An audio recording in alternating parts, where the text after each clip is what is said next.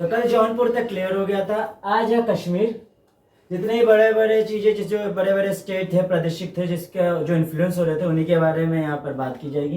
कश्मीर देखते हैं तो उत्तर भारत में ये स्थित है। 11वीं सदी में वहाँ के जो शासक थे वो शैव अनुयायी थे, जिनमें शिव को मानते थे। इसका मतलब पूरा जो वहाँ पर कश्मीर का सारे शासक थे वो हिंदू थे। लेकिन वहाँ पर धीरे धीरे जब 1191 या फिर उसकी बात भी करते हैं कि जिसमें इस्लामिक लोगों का इन्फ्लुएंस आने लगा, वहाँ के शासक या वहाँ के वो लोग जो आक्रमण करते थे, यहाँ पर चीज़ें जीतते थे, मंदिरों को लूटते थे, वापस चले जाते थे, उनका इन्फ्लुएंस अब बढ़ने लगा था। तो 1339 में शमशुद्दीन शाह ने शैव शासकों को हटा दिया और खुद कश्मीर के शासक बने। कश्मीरी समाज पर इस्लाम का प्रभाव पड़ने लगा, क्योंकि अब धीरे धीरे सारे इस्लामिक लोग आने लगे जो मिडल एशिया से थे, सारे के सारे मिडल एशिया से यहाँ पर आने लग गए।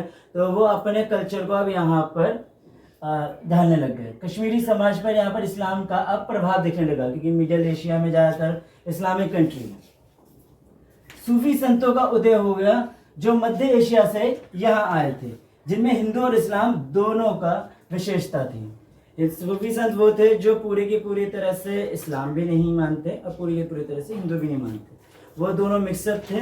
और वो एक चीज़ को मानते थे कि जो हमारे गॉड है या जो भी जिसको हम मानते हैं, जिसको भी मानना चाहिए, वो ना मूर्ति में है ना किसी में है, वो ऊपर है, ठीक है, मन में है। या ऊपर मानते थे या मन में मानते थे, वो एक ईश्वर को मानते थे। तो इसलिए यहाँ पर इनका इन्फ्लुएंस बनने लग गया, लोगों ने इनकी बातें मानना शुरू कर दी। जो गरीब वर्ग थे उन्होंने इस्लाम को स्वीकारा, जो शासक थे वो इस्लाम को स्वीकारेंगे नहीं, क्योंकि उनको कोई ज़रूरत ही नहीं है इस्लाम स्वीकारने की। लेकिन जो गरीब तबके के लोग थे उन्होंने इस्लाम को स्वीकारा।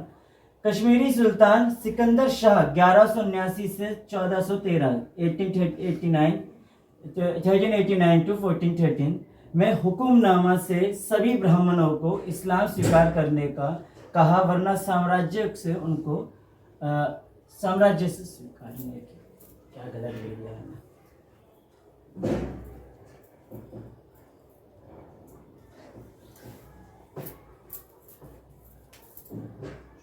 साम्राज्य से हटने को।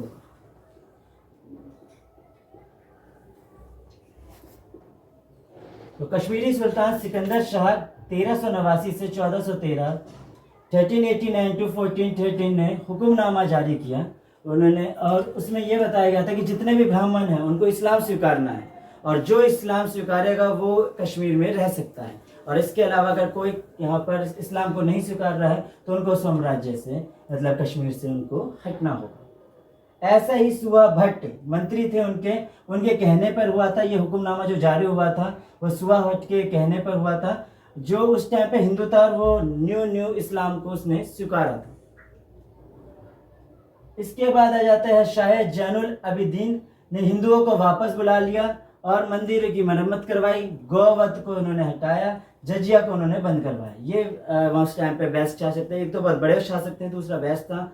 उन्होंने सारे हिंदुओं को जिन जिनके साथ खराब हो रहा था, जिन जिनके साथ अत्याचार हुआ था, उन सभी चीज़ों को उन्होंने ठीक किया।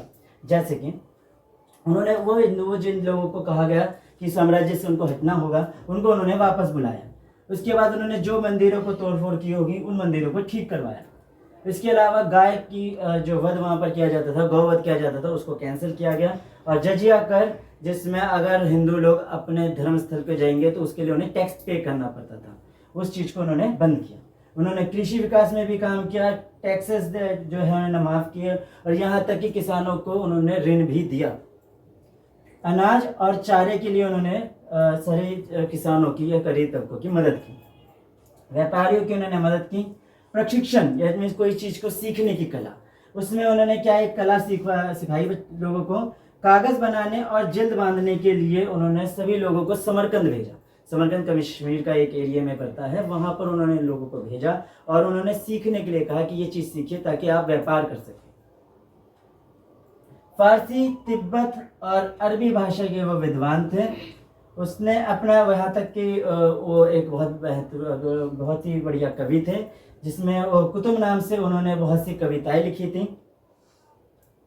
बाद में कश्मीर जो है, जब अब तक ये तो एक गोल्डन एरा चल रहा था, लेकिन बाद में ये कश्मीर जो है मुगलों के अंदर मिल गया।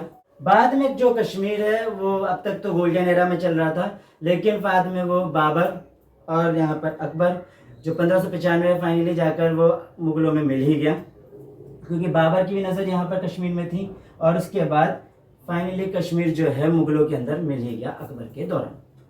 तो इस प्रकार कश्मीर का जो टॉपिक है वो ख़त्म होता है। इसमें ये दिखाया जा रहा है कि किस प्रकार किसी इस्लामिक लोगों का इन्फ्लुएंस होता है तो हिंदू जो चीज़ है वो हटने जाती है और इस्लामिक इन्फ्लुएंस आने लग जाता है। पूरा की पूरी जो साम्राज्य है, प्रदेश है, वो इस्लामिक बनने लगता है। इसके बाद इस्लामिक जब इन्फ्लुएंस आता है तो वो सिर्फ अपने लैंग्वेजेस को और अपने संस्कृति को, अपने धर्म को ही बढ़ाने लगता है। जब ये हटने लगता है तो कोई एक और किंग आता है, भले वो इस्लामिक है, लेकिन उसने क्या किया, उसने वो चीज़ जो अत्याचार दिख रहा था उस चीज़ को ठीक किया, करेक्शंस किए, चीज़ें बढ़ाई।